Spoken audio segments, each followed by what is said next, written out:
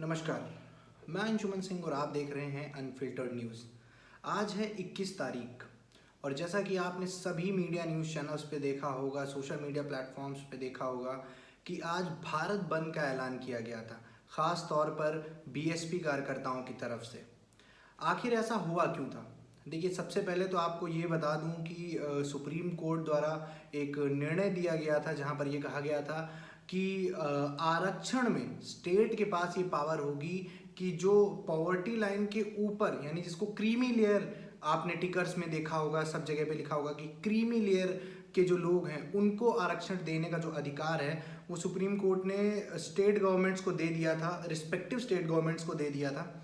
इसके ऊपर जो बीएसपी के कार्यकर्ता थे, जो ओबीसी कैटेगरी के लोग थे, उन लोगों ने जो है 21 तारीख को भारत बंद करने का ऐलान किया।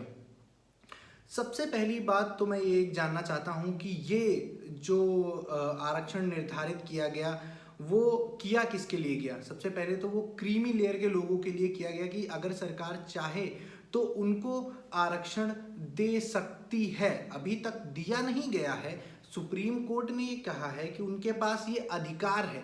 अधिकार तो सरकार के पास इमरजेंसी लगाने का भी है, पर ऐसा ज़रूरी नहीं ना कि इमरजेंसी लगती ही हो देश के अंदर।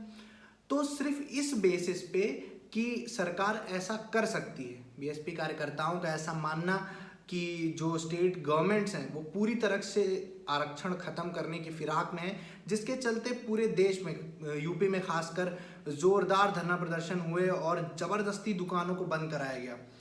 कहीं ना कहीं मेरा एक जो पर्सनल ओपिनियन है वो ये ओपिनियन है कि ये जो लोग इन रैलीज में जा रहे हैं, भारत बंद के उस प्रोसेस में जा रहे हैं, इनका मिसयूज़ हो रहा है। ये वो लोग हैं जिनको शायद इस आरक्षण का फ़ायदा भी नहीं मिलता है। ये वो लोग हैं जो किसी और के बहकावे में आकर, किसी और के बुलावे में आकर चीज़ें कर जाते हैं। और सुप्रीम कोर्ट, माननीय सुप्रीम कोर्ट के निर्णय के खिलाफ जाना कहाँ तक सही है? क्योंकि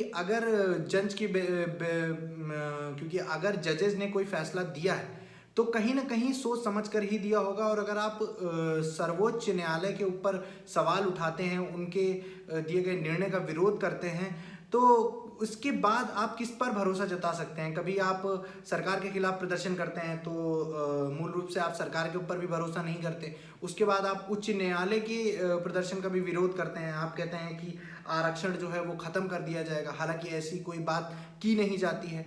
तो ये जो भारत बंद का एक मुद्दा था, जो एक पूरे आज दिन सुर्खियों में बना रहा, कहीं ना कहीं मुझे इस मुद्दे से कहीं ना कहीं पॉलिटिक्स की बू आती है। क्योंकि उत्तर प्रदेश के अंदर उपचुनाव आने वाले हैं और अभी आपने देखा कि बीते दिनों जो है 59,000 शिक्षक भर्ती मामले, 69,000 शिक्षक भर्ती मामले में भी एक ओबीसी यानी आरक्षण के तहत एक मुद्दा जो है बढ़कर आ गया था। वहाँ पर सरकार ने कहा कि मैं जो है आरक्षण का समर्थन करते हैं, सरकार ने कहा, और उसके बाद उन्होंने पूरी तरीके से माननीय हाई कोर्ट के निर्णय को लागू करने के लिए प्रतिबद्धता दिखाई।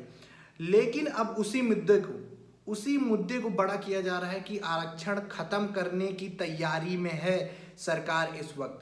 और क्यों किया जा रहा है ये साफ तौर पर नज़र आ रहा है, क्योंकि नवंबर दिसंबर के अंदर अभी तक क्लियर नहीं है। लगभग 12 से 13 सीटों के ऊपर उपचुनाव होने वाले हैं, जिसके निरीक्षण के लिए जिसकी कमान पूरी तरह से उत्तर प्रदेश के चीफ मिनिस्टर योगी आदित्यनाथ जी ने संभाल रखी है। तो कहीं ना कहीं एक राजनीतिक आंदोलन ज़्यादा लग रहा है, बतौर इसके कि आप जो है अपने रिजर्वेशन को बचाना चाहते हैं। क्योंकि रिजर्वेशन को ख़त्म करने की कोई भी इच्छा न सरकार की तरफ से मुझे लग रही है और ना ही माननीय सुप्रीम कोर्ट की तरफ से मुझे लग रही है। आपका क्या ओपिनियन है ज़रूर कमेंट सेक्शन में बताइएगा। आप क्या समझते हैं इस आंदोलन को लेकर, ज़रूर बताइएगा, अपने विचार ज़रूर रखिएगा। फिलहाल के लिए बस इतना ही। नमस्कार।